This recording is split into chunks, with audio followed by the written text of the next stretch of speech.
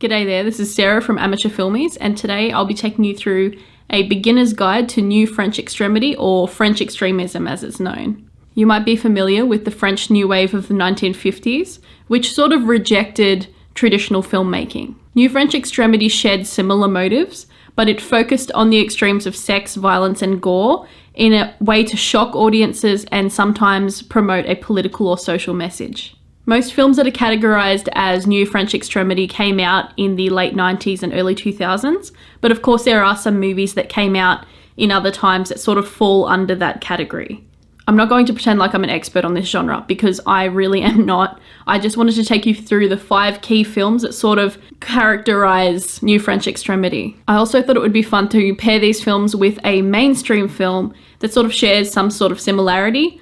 Although at the end of the day, New French Extremist films are very unique and they're very specific to the time they were created, so it won't always be a perfect pairing. It goes without saying that a lot of these films do feature sensitive and very traumatizing subject matter, so just a little warning before you go in, but then again, that's exactly what makes these films so unique and what characterizes the extremist films. I will also be sorting these films into rankings of accessibility to someone who's just getting into the extremist genre. I don't think you want to start off with a super crazy one, so what I'm going to do is I'm going to start out with the most tame one on this list and end with the most controversial one. So it's a little gradual increase, but of course this is my opinion, and yes, I'm sorry if you disagree. The first film I'm going to be talking about is High Tension, also known as Switchblade romance.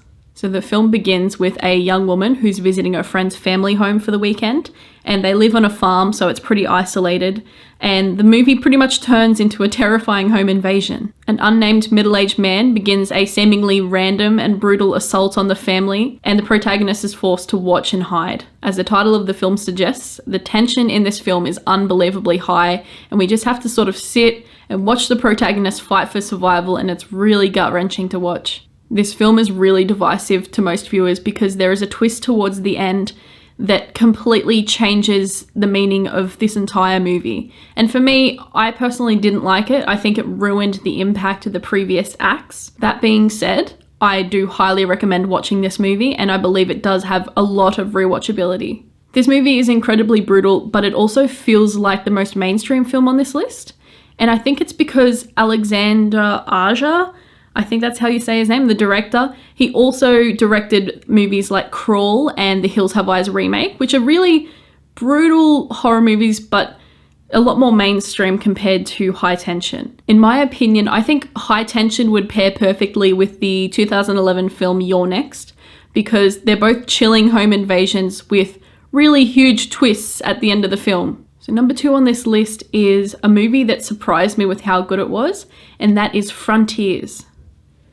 So Frontiers follows a gang of Arabic youths who flee Paris during political riots and find themselves in the presence of a neo-Nazi family. The gang are ambushed, tortured, and killed at the hands of these families in a variety of extremely shocking ways until there's only one member of the gang left. Our protagonist Yasmin is the lone survivor of the group, and she's also the only female, and she has to fight off this insular family who sort of plan on making her into a sort of broodmare, like a breeder of sorts. There's also a really strong social message to be gathered from this film, and I think the director was trying to touch on what could happen if right-wing factions and conservative ideologies go left unchecked, if that makes sense.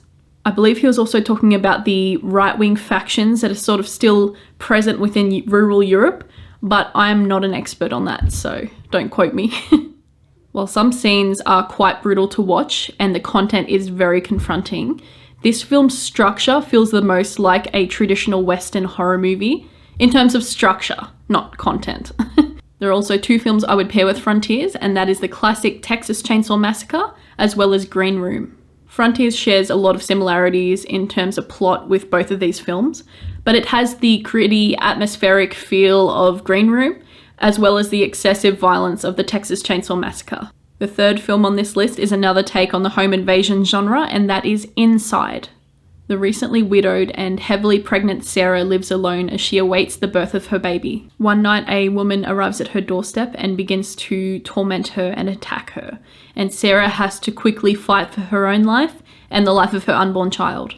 Just like most films on this list, this film is obviously incredibly brutal, incredibly violent, but it's made all the more worse with imagery surrounding childbirth and pregnancy that makes it so much more visceral, and it really raises the stakes for me, in my opinion. Also, with high tension, this film features a small twist towards the end of the film, but instead of completely destroying the plot, it really adds to it, it adds layers to it, and so I don't mind it. In terms of pairing, I would suggest 2 films to go with Inside, and they are The Strangers and Hush. All 3 films feature very mysterious villains and very, very vulnerable victims, and it makes for some really intense viewing. So the 4th film on this list is the infamous Martyrs. I highly recommend this film, although it is extremely nihilistic and it will leave you with a very bleak feeling once you're finished. The film opens up with the most shocking and surprising scene I've ever seen in any movie ever, and from that moment I was intrigued. From there, the film seems to travel down what I can only describe as a rabbit hole of torture and depravity.